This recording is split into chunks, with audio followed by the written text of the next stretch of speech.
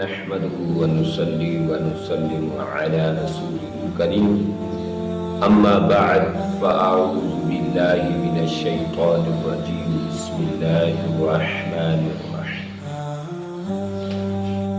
ومما رزقناهم ينفقون صدق الله العظيم اللهم صل على سيدنا ومولانا محمد وعلى آل سيدنا وأصحاب سيدنا ومولانا محمد وبارك وسلم وصلوا علیہ۔ پیارے دوستو، سلسلہ وار تسلسل کے ساتھ ارکان اسلام پر گفتگو کرنے کا ارادہ اور وعدہ میں نے کیا ہے۔ رب العالمین سے دعا ہے کہ بحمدللہ بفضل اللہ ہمیں توفیق بخشے کہ میں اس پیریڈ میں کامیاب ہو جاؤں، اور اللہ رب العالمین آپ سامعین کو اللہ پاک ہمیشہ اپنی لطف و کرم، اپنی خاص مہربانیوں اور رحمتوں میں اللہ شامل فرمائے۔ دوستان زکوٰۃ کے متعلق میں نے ایک پہلے بھی آپ سے خطاب کیا ہے، اور دوسری قسط میں آپ سے میں مخاطب ہوں، یا تیسری قسط میں۔ تو یہاں رب العالمین نے ارشاد فرمایا وَمِمَّا رَزَقْنَاهُمْ يُنْفِقُونَ، متقی لوگوں کی صفات اور ان کی عادات اور ان کے خصائل اور فضائل بیان فرماتے ہوئے رب نے ان کی علامات بیان فرمائی ہیں کہ وہ کون لوگ ہوتے ہیں متقی۔ فرمایا وَمِمَّا رَزَقْنَاهُمْ يُنْفِقُونَ، وہ متقی لوگ ہوتے ہیں جن کو ہم نے دیا ہے، اس ہمارے دیے سے وہ خرچ کرتے رہتے ہیں، ہماری عطا سے وہ پھیلاتے رہتے ہیں۔ اور اسی طرح آگے اللہ رب العالمین نے فرمایا خُذْ مِنْ أَمْوَالِهِمْ صَدَقَةً تُطَهِّرُهُمْ وَتُزَكِّيهِمْ بِهَا، فرمایا ان سے مال صدقے کا لیا کرو، اس وجہ سے انہیں پاک اور ستھرا بنا دو۔ یعنی مال جب آپ سے زکوٰۃ کا، صدقات کا، عطیات کا آپ سے لیا جاتا ہے یا آپ خود عطا فرما دیتے ہیں، تو آپ کا مال پاک ہو جاتا ہے، ستھرا ہو جاتا ہے، صاف ہو جاتا ہے۔ یہ قرآن مجید ہے۔ اور آگے فرمایا وَالَّذِينَ هُمْ لِلزَّكَاةِ فَاعِلُونَ، فرمایا صرف وہی لوگ کامیاب ہوتے ہیں جو زکوٰۃ ادا کرتے ہیں۔ تو پیارے والذین اس کا معنی ہوتا ہے وہ، پھر فرمایا ہم اس کا معنی بھی ہوتا ہے وہ۔ اب دو وہ آ گئے ہیں۔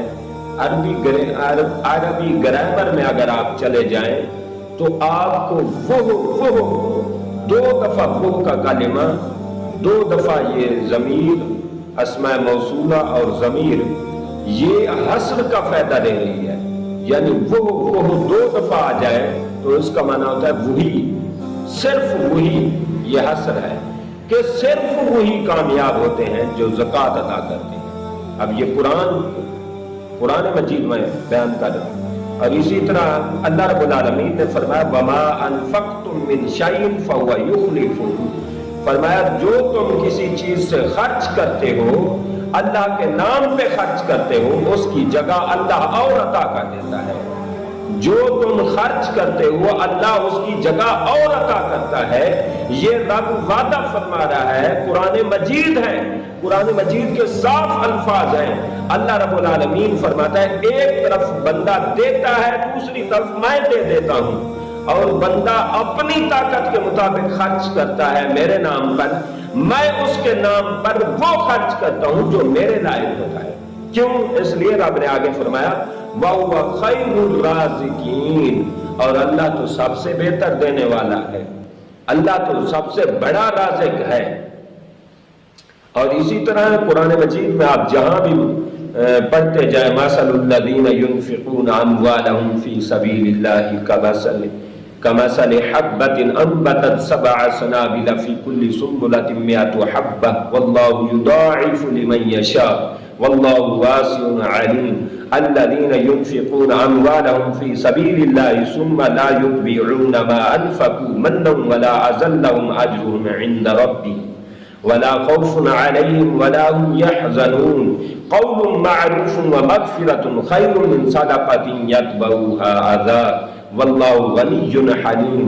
یہ آیات آپ جتنی پڑھتے جائیں، لن تنالوا البر حتى تنفقوا مما تحبون وما تنفقوا من شيء فإن الله به عليم.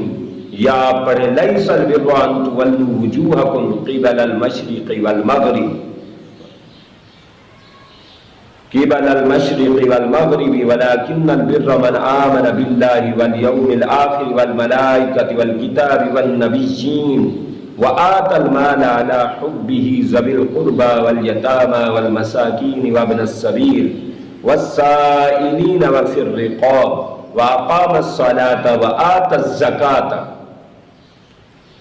والموفون بعهدهم إذا عاهدوا والصابرين في البأساء والضراء وحين البأس أولئك الذين صدقوا وأولئك هم المتقون. آپ جو بھی آیات بینات پڑھتے جائیں، قرآن مجید میں بہت سارے مقامات پر ہے. اور فرمایا وَلَا يَحْسَبَنَّ الَّذِينَ يَبْخَلُونَ بِمَا آتَاهُمُ اللَّهُ مِنْ فَضْلِهِ. فرمایا نہ گمان کریں ان لوگوں کے بارے میں جن کو اللہ نے اپنے فضل سے عطا فرمایا لیکن انہوں نے بخل کیا. فرمایا یہ سمجھتے ہیں کہ مال ان کے لیے کوئی خیر ہوگا، نہیں. فرمایا بل ہوا شر لہم، یہ ان کے لیے بڑا شر ہے. یہاں بھی شر ہے، قبر میں بھی شر ہے. اور فرمایا سَيُطَوَّقُونَ مَا بَخِلُوا بِهِ يَوْمَ الْقِيَامَةِ. فرمایا قیامت والے دن ایسے بخیلوں کو گلے میں توق ڈال دیے جائیں گے. پیسہ ان کے گلے کا پھندا بن جائے گا، گلے کی پھانسی بن جائے گی، گلے کی رکاوٹ بن جائے گی. اور اسی طرح فرمایا وَالَّذِينَ يَكْنِزُونَ الذَّهَبَ وَالْفِضَّةَ وَلَا يُنْفِقُونَهَا فِي سَبِيلِ اللَّهِ. فرمایا وہ لوگ جو سونا چاندی اور مال متاع کو جمع کرتے ہیں اور اللہ کے راستے پر خرچ نہیں کرتے، فرمایا فَبَشِّرْهُمْ بِعَذَابٍ أَلِيمٍ. انہیں دردناک عذاب کی خوشخبری دے. اب یہ خوشخبری کا لفظ کسی کو ستانے کے لیے ہوتا ہے کہ ایک طرف وہ عذاب ہے، خوشخبری، عذاب اور خوشخبری کا کیا آپس میں ریلیونٹس ہے. لیکن اللہ رب العالمین یہاں اتنی سختی فرما رہا ہے، فرمایا کہ ان کو عذاب علیم کی خوشخبری دے دو. اور یوم یحما علیہا فی نار جہنم فتقوا بہا جباہہم وجنوبہم وظہورہم استغفر اللہ. فرمایا یہی مال لوہے کی شکل میں گرم کر کے تمہارے منہ کو، تمہارے پہلو کو، پیٹھوں کو داغا جائے گا. مال گرم کر کے، گرم جیسے آپ دیکھتے ہیں سریا گرم کیا جاتا ہے، بالکل وہ آگ سا بن جاتا ہے. اس طرح جب وہ گرم، فل گرم ہو جائے گا تو کبھی آپ کے پہلو میں وہ مارا جائے گا، کبھی آپ کے بازو پر، کبھی آپ کے ٹانگوں پر، کبھی آپ کے منہ پر، اس طرح جلا دیا جائے گا. اور کہا جائے گا ھذا ما کنزتم لانفسکم، یہی تمہارا خزانہ ہے جو تم اپنے لیے چھوڑ آئے، یہی تمہارا خزانہ ہے، یہی تمہاری مال و متاع ہے، یہی تمہاری جمع پونجی ہے، یہی تمہارا پیسہ ہے، جائیداد ہے. فذوقوا ما کنتم تکنزون. فرمایا چکھو اللہ کا عذاب جو تم خزانے بناتے گئے. یہ حدیثیں آگے آئیں گی کہ کیسے کیسے خزانے اور کیسے کیسے وہ عذاب بنے. استغفر اللہ. بات خلاصہ کلام یہ ہے میرے پیارے، ہم اندرون و بیرون ممالک میں کمانے کے لیے کہاں کہاں تک اور کیا کیا انداز اختیار کر کے، کیا کیا محنتیں کر کے.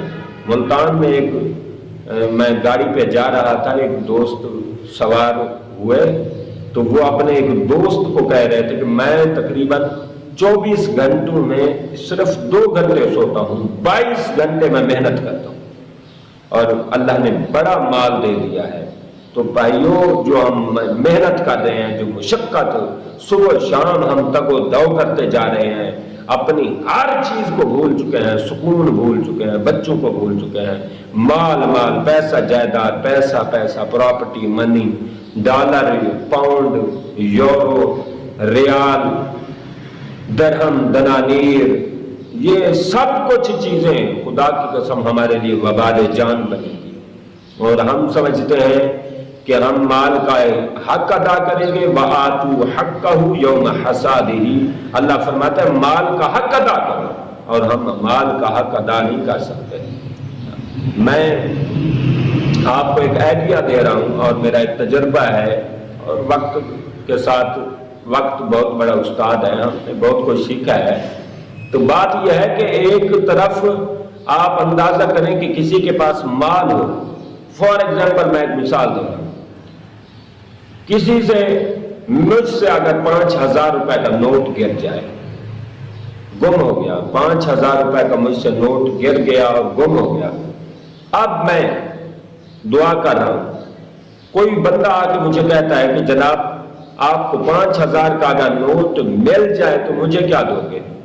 یعنی 5,000 کا آپ کو میں نوٹ دوں جو آپ کا گم شدہ ہے تو مجھے کیا دو گے؟ یقیناً 1,000 سے کوئی زیادہ نہیں دے گا۔ ہمارے پاس بھی ایک خاتون آئی، انہوں نے کہا 5,000 روپے گم ہو گیا ہے، دعا کریں مل جائے۔ دعا کی، ان کو مل گیا، تو 5,000 میں سے 100 روپیہ اللہ کے نام پہ دیا۔ اب دیکھیں ایک طرف تو ہم 5,000 کو برداشت کرتے ہیں، نہ ملے تو کیا کر سکتے ہیں؟ کچھ بھی نہیں، لیکن اسی 5,000 میں سے ہم آدھے، نصف، ہاف نہیں دے سکتے، کیونکہ یہ انسانی فطرت ہے۔ تو آپ، ہم اور میں اور آپ کہیں کہ ہم مال کا کما حق ادا کریں گے، بالکل نہیں ہو سکتا، ممکن ہی نہیں۔ ہاں، اللہ رب العالمین سے توفیق مانگتے رہا کریں، یہ نہیں ہے کہ کمانا نہیں ہے، کمانا بھی ہے، اور حضور علیہ السلام نے فرمایا اپنے بچوں کو بھیک مانگتا ہوا نہ چھوڑ جائیں، کہ وہ ایک دوسرے کی طرف ہتھیلیاں کرتے رہیں، ایک دوسرے کی طرف سے مانگتے رہیں، بھیک مانگتے رہیں، اس طرح نہ چھوڑو، ان کو کچھ نہ کچھ دے کے دنیا سے جاؤ۔ تو یہ ضروری نہیں کہ مال آپ کے پاس ہو ہی نہ، مال ضرور ہونا چاہیے، مگر مال جناب عثمان غنی جیسا ہونا چاہیے، مال ضرور ہونا چاہیے مگر مال جناب عمر جیسا ہونا چاہیے، مال ضرور ہونا چاہیے، مال جناب ابو بکر جیسا ہونا چاہیے، جناب علی جیسا، جناب حضرت عبد الرحمن بن عوف جیسا رضی اللہ تعالی عنہ۔ اگر اس طرح کا مال ہے تو اللہ کا فضل ہے، اور کوشش کریں اس کی زکوٰۃ، اس کے صدقات، اس میں سے آپ زیادہ سے زیادہ اللہ کے نام پہ دیا کریں، اس لیے کہ جب آپ کے پاس مال آ چکا ہے تو سمجھو رب نے تمہیں جنت خریدنے کا موقع دیا ہے۔ جتنا آپ خرچ کرتے جائیں گے آپ جنت کے محلات اپنے بناتے جائیں گے، اپنے نام کرتے جائیں گے، اپنی اولاد کے نام کرتے جائیں گے۔